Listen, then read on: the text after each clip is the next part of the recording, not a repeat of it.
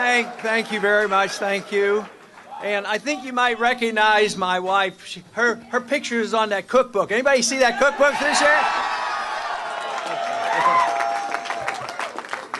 Well, thank you very much. What a delightful crowd. And, sometimes they say, boy, that was a good speech. I said, no, that was a good crowd. That makes all the difference in the world. We talk about, and AJ mentioned, one of 3 tickets out, which is obviously true, and one of 2 that can actually run a national campaign and raise the money. But there's nobody else that have people like you working hard and enthusiastic and believe in something.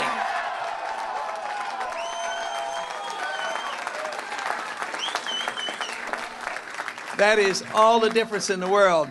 And before I continue with any more comments, I do want to bring, at least step forward, three of our chairmen. You met already, A.J. Stryker and David Fisher would step forward, as well as Drew Ivers, who's been the chairman. And they are on the Central Committee, and they have led the charge all throughout Iowa.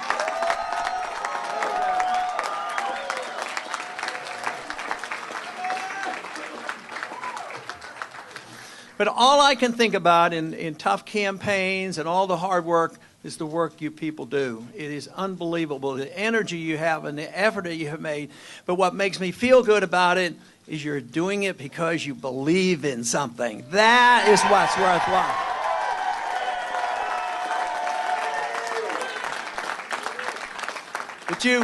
But you also know that there's 2 good things. Some people say, well, you guys just do that because you believe in something and promote a cause.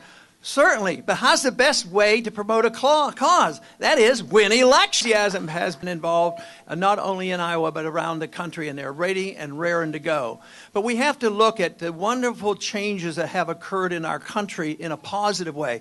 The country has suffered a lot in a negative way. The economy's in trouble. Our civil liberties are being trashed.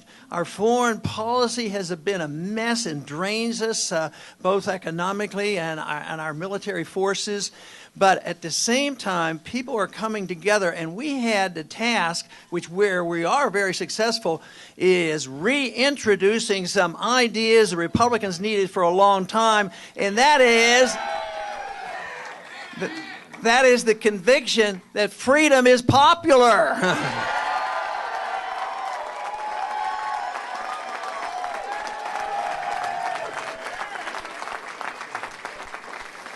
But once again, we have had a fantastic showing for this cause and challenging people, not the status quo that we have been putting up with for decades after decade, but challenge them and saying, let's challenge them. Let's go back to this real old-fashioned idea, this very dangerous idea. Let's obey the Constitution.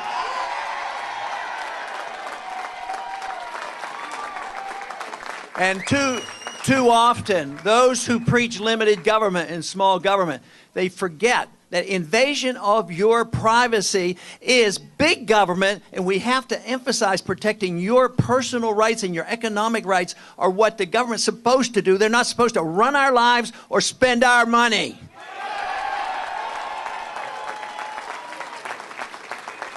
And also, along those lines, what we have introduced with so much enthusiasm, I hear it so often from so many volunteers. The other day, somebody came up to me, and he was refreshing my memory because he knew I knew the statement because I've said it. Back in the old days, in the early 70s, Nixon said, we're all Keynesians now, which meant that even the Republicans, they accepted liberal economics. He says, I'm waiting for the day when we can say we're all Austrians now. But the biggest change, I think, in intellectual and political changes that we have brought about is the emphasis on a very important matter, making sure we get to the bottom of the ultimate bailouters, and that is our Federal Reserve System. We need reforms there, and we need a new monetary system, but obey the Constitution. This is something that we've made great progress. So the first and initial important step that we've worked so hard, and it's on the table. Today there was a national poll came out, and they were talking about how many people supported the gold standard. How long has it been since they've taken a national poll on the gold standard? And guess what? The majority of the American people believe we should have a gold standard, not a paper standard. But also, the great strides that we have made has been really on the foreign policy. The fact that we can once again talk in Republican circles and make it credible, talking about what Eisenhower said, to beware of the military-industrial complex. Talk about the old days when Robert Taft, Mr. Republican, said that we shouldn't be engaged in these entangling alliances. He believed what the founders taught us. He didn't even want to be in NATO. We certainly don't need NATO and the UN to tell us when to go to war. But we have seen a great difference. The majority of the American people are behind us on this whole war effort. They're tired of the war, costs too much money, too many people get killed, too many people get injured, too many people get sick. And the majority, maybe 70 or 80% of the American people now are saying it's time to get out of Afghanistan.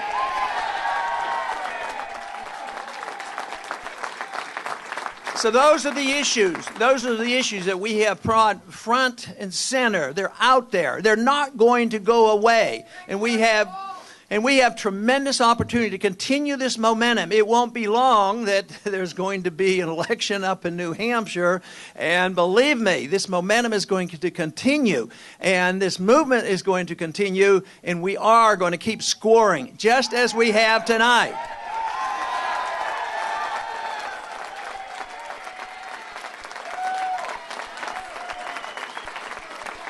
So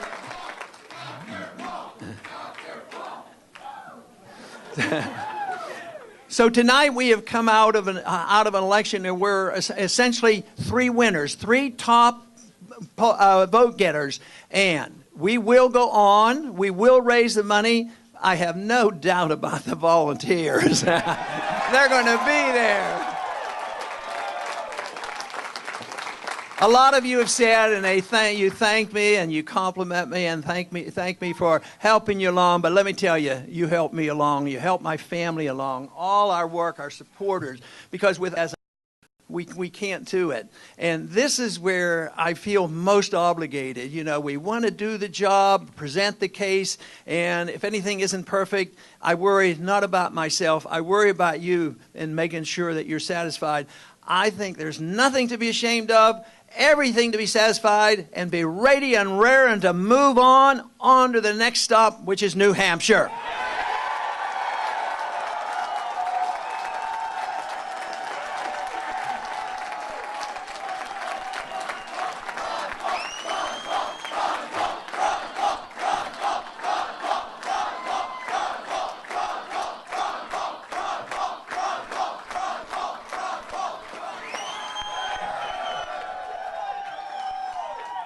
Now, I have another speaker, a special guest tonight. He's been with us this evening. Matter of fact, he's been with us in our campaign for quite a few years. And you may have met him because he's been around here this evening.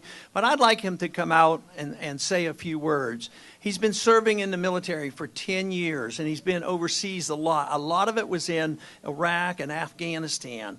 And he was on TV tonight, and he didn't quite get to finish his statement. So I've asked him if he would come out and make his comments about why he supports our foreign policy, why he is fighting for the Constitution, and what he thinks we should do. But I would like to invite out now Jesse Thorson to come out and say a few words to you. Thank you.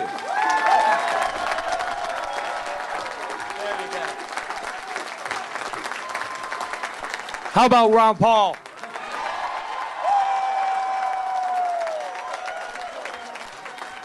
If there's any man out there that's had a vision for this country, it is definitely him. His foreign policy is by far, hands down, better than any candidates out there, and I'm sure you all know that. We don't need to be picking fights overseas, and I think everybody else knows that too.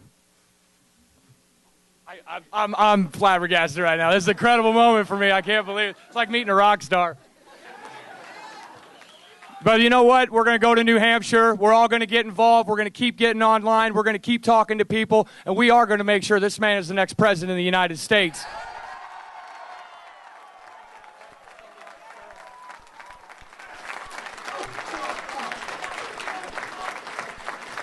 Thank you much.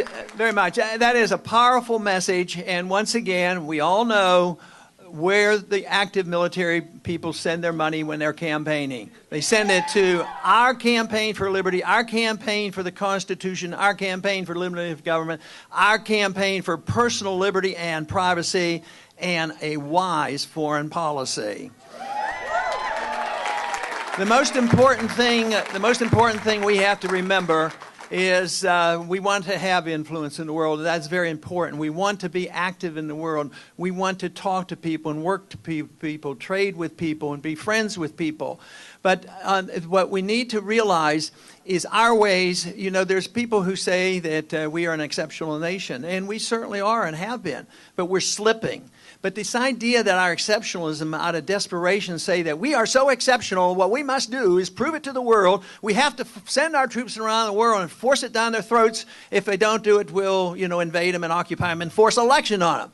I'll tell you the best way to spread our message, and that is do our job at home. Preserve our liberties at home. Provide the free market. Have a sound currency. Balance the budget. Set an example and get the rest of the world to emulate us. That is the road to peace and prosperity. Thank you very much.